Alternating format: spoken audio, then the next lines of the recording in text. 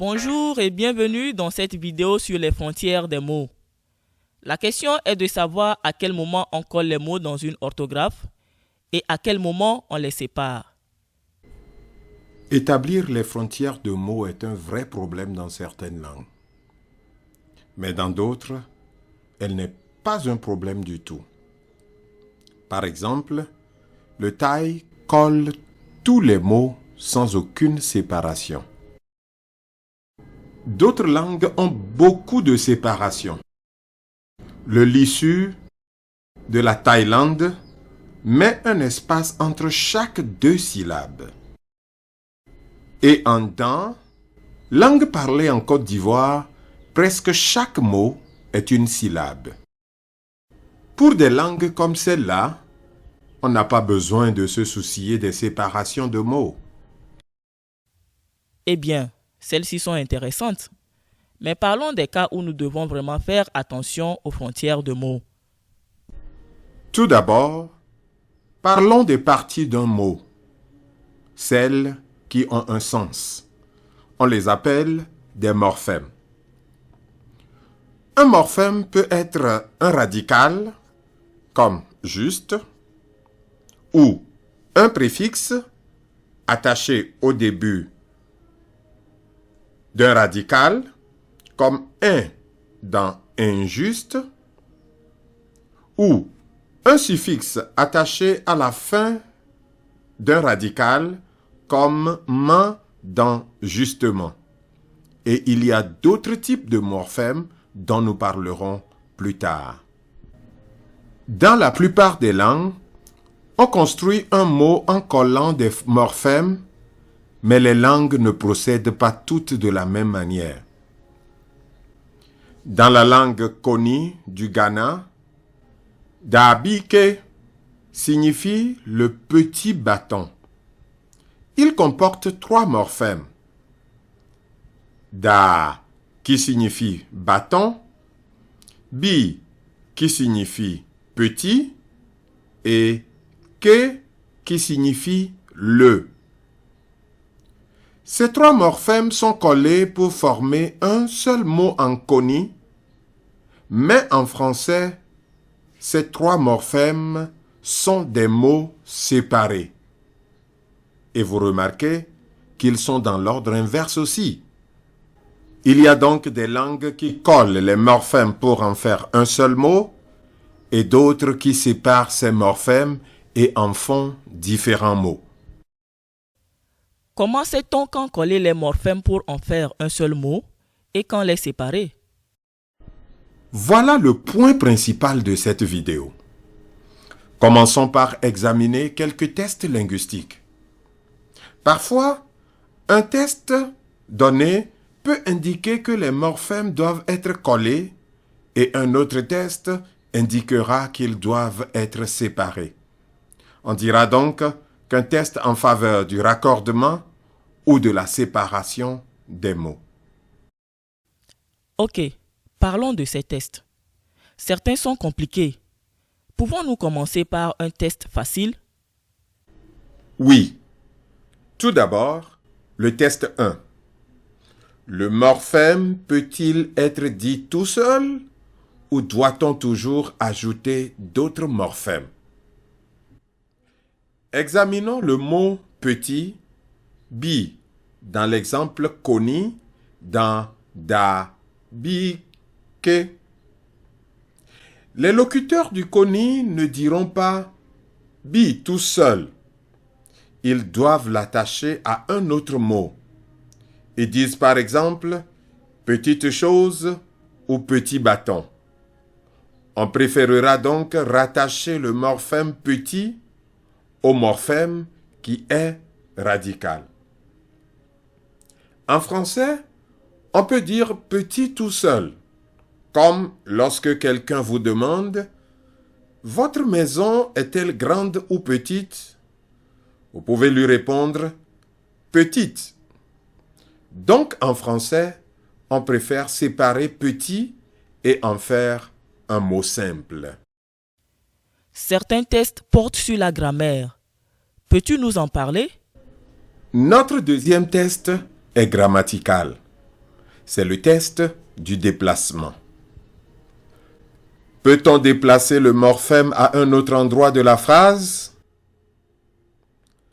En landou, langue parlée en République démocratique du Congo, on peut dire « je n'ai pas bu de l'eau » de deux façons.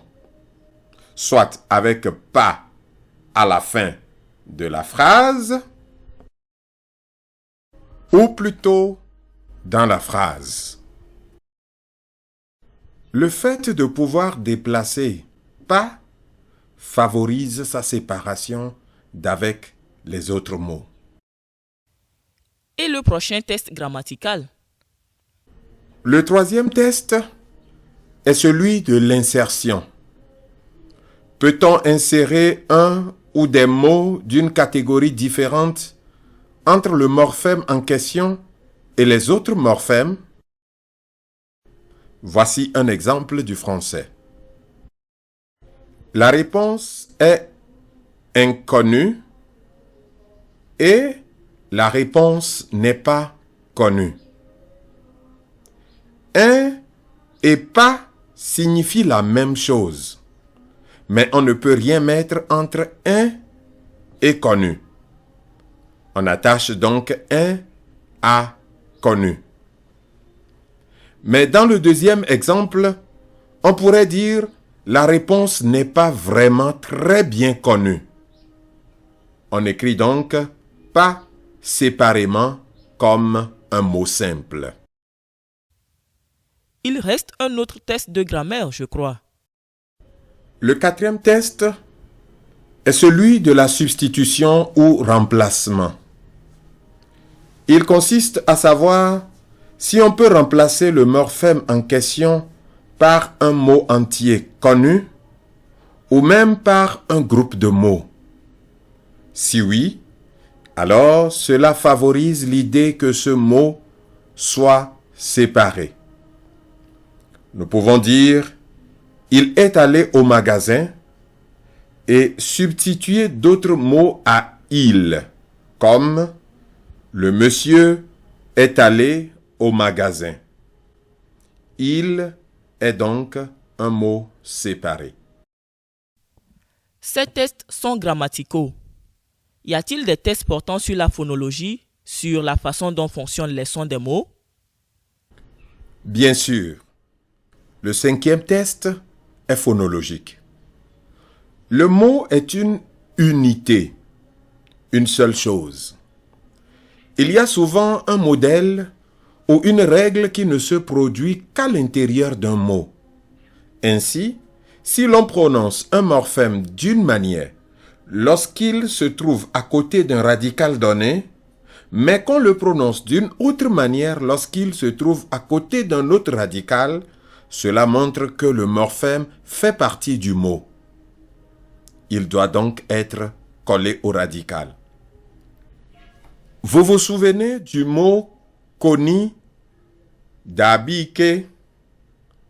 Pourquoi avons-nous collé le dernier morphème « ke » qui signifie « le ». Voici plus d'informations. « Nuke » signifie le bras. Baka signifie le chien. Le peut être soit ka, soit ke. Cela dépend de la voyelle dans le radical. C'est pourquoi on va préférer coller le morphème le au mot. Voici autre chose. Quand je parle vite, je pense que je colle les mots et certains sons se perdent. Comment les écrire? Cela nous amène à deux nouveaux tests. Regardons ces exemples du Malila, langue parlée en Tanzanie. Abana signifie enfant. Abana. Abinji signifie beaucoup d'enfants. Littéralement, enfant beaucoup. Si les gens le disent rapidement, la fin du premier mot pour enfant tombe. Abana vinji. La première question est donc, faut-il les séparer ou les coller? Les deux peuvent être prononcés séparément. Donc, d'après notre premier test présenté plus haut, on va choisir de les écrire séparément. Il faut maintenant décider de la façon de les écrire. Est-ce qu'il vaut mieux écrire Aban Avinji ou Avana Avinji? Voici donc les nouveaux tests pour nous aider à décider. Test numéro 6. Comment les gens prononcent-ils le mot quand ils parlent lentement? Voici le principe. Écrivez un mot tel que les gens le prononcent lentement et non comme ils le prononcent rapidement. L'orthographe du mot sera alors toujours la même et les gens le reconnaîtront plus facilement. On va donc plutôt écrire Avana et non pas Avan. Vous avez mentionné 2 tests qui s'appliquent ici. Quel est l'autre? Test numéro 7. En écrivant les mots d'une manière donnée, les schémas syllabiques que nous obtenons sont-ils attestés dans la langue? Voici le principe. N'écrivez pas un mot avec un schéma syllabique qui n'est pas permis dans un discours soigné. Un mot Malila ne se termine jamais par N. En fait, en Malila, toutes les syllabes se terminent par une voyelle et tous les mots se terminent par une voyelle lorsqu'on les prononce lentement. Écrire Avan est donc un mauvais choix. On veut donc l'écrire comme suit. Avana, Avinji, avec des mots séparés et en écrivant cette voyelle. Cette vidéo commence à être longue. Y a-t-il d'autres tests? Bien sûr, ils sont basés sur le sens, la sémantique. Test numéro 8. Si une partie d'un mot n'a pas de sens en elle-même, rattachez-la au reste du mot. Par exemple, en français, dans les mots journal, journée, nal et né n'ont pas de sens en eux-mêmes. Ils doivent donc être rattachés à jour. De même, un locuteur ne les prononcera jamais tout seul.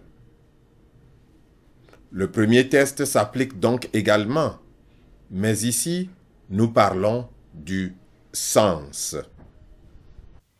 Et le sens concerne aussi les mots composés. Oui, un mot composé est un mot qui réunit 2 ou plusieurs radicaux, mais le résultat est un mot avec un sens nouveau. Une chauve-souris n'est pas une souris qui est chauve. On associe donc ces 2 mots avec un tiret en français.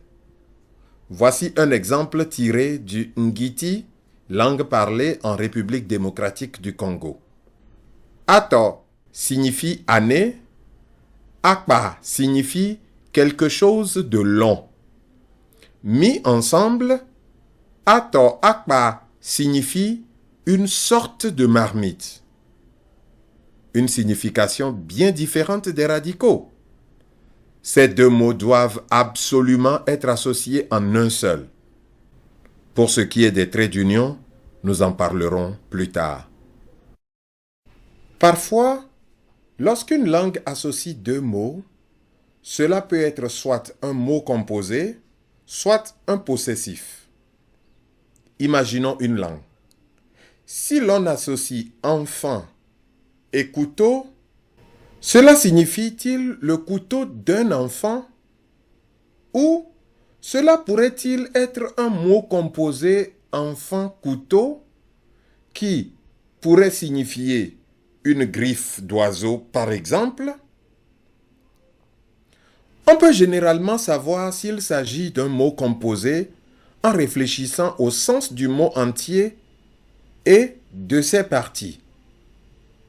Parfois, on peut aussi le savoir par d'autres tests linguistiques. Il est possible d'avoir les deux dans une même langue. Ainsi, on séparerait enfant, couteau, si on veut dire le couteau d'un enfant, et on joindrait enfant, couteau, si on veut dire griffe d'un oiseau. On doit être capable de le distinguer. Dans une langue tonale, un autre test pour les mots composés est le suivant. Le ton de l'ensemble est-il différent du ton des parties? Si c'est le cas, on les écrit ensemble. Parfois, un morphème est en quelque sorte un entre-deux. En d'autres termes, on peut le déplacer comme un mot indépendant ou le placer à côté de différentes classes de mots, mais il partage un modèle phonologique avec le mot à côté duquel il se trouve. Ces mots entre deux sont parfois appelés clitiques. Et oui, les langues sont parfois compliquées. Voici un exemple tiré de la langue Gumg du Soudan. Considérons le morphème qui signifie « avec ». Regardons à côté de quoi se trouve ce morphème. Voici donc « avec renard », « avec homme de coude », avec personne qui reste derrière une maison. Dans le premier cas, avec est et se trouve à côté du mot renard.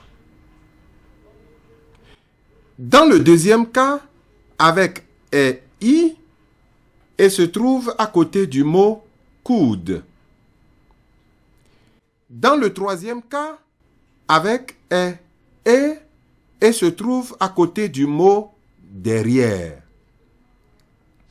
Il se trouve toujours à la fin d'une phrase entière. D'après le test de l'insertion, on choisirait de l'écrire séparément.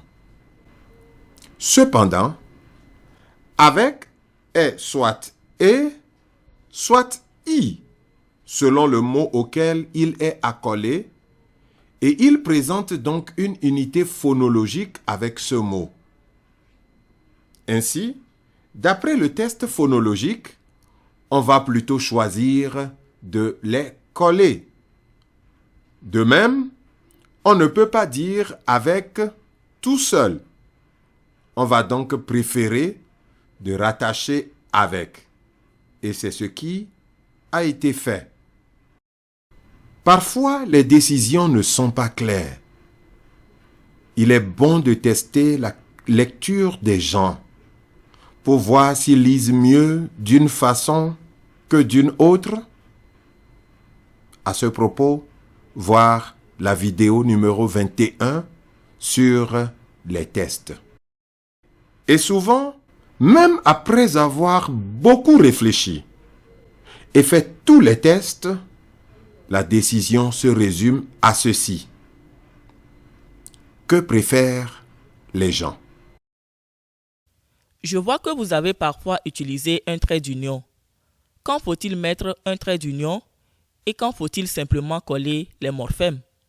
Là encore, cela dépend souvent de la préférence des lecteurs. Mais voici quelques directives. Si un morphème est un préfixe ou un suffixe, on se contente généralement de le coller sans trait d'union. S'il s'agit d'un mot composé, on peut généralement associer les morphèmes d'une manière ou d'une autre. On peut les écrire complètement collés, comme ceci, atoakpa, ou avec un trait d'union, comme ceci, ato akpa. S'il s'agit d'une clitique, c'est-à-dire un morphème de type entre deux, ils sont parfois séparés, parfois collés, parfois attachés avec un trait d'union ou même avec une apostrophe. Savoir où mettre les frontières de mots et savoir quand les séparer peut être simple dans certaines langues et compliqué dans d'autres. Parfois, peu importe ce que les tests montrent, les locuteurs locaux ont une préférence. Cela peut être parce qu'ils aiment la façon dont une autre langue le fait, ou peut-être pour une autre raison. Pour une orthographe acceptable, ces préférences doivent toujours être prises au sérieux. Merci pour votre bonté.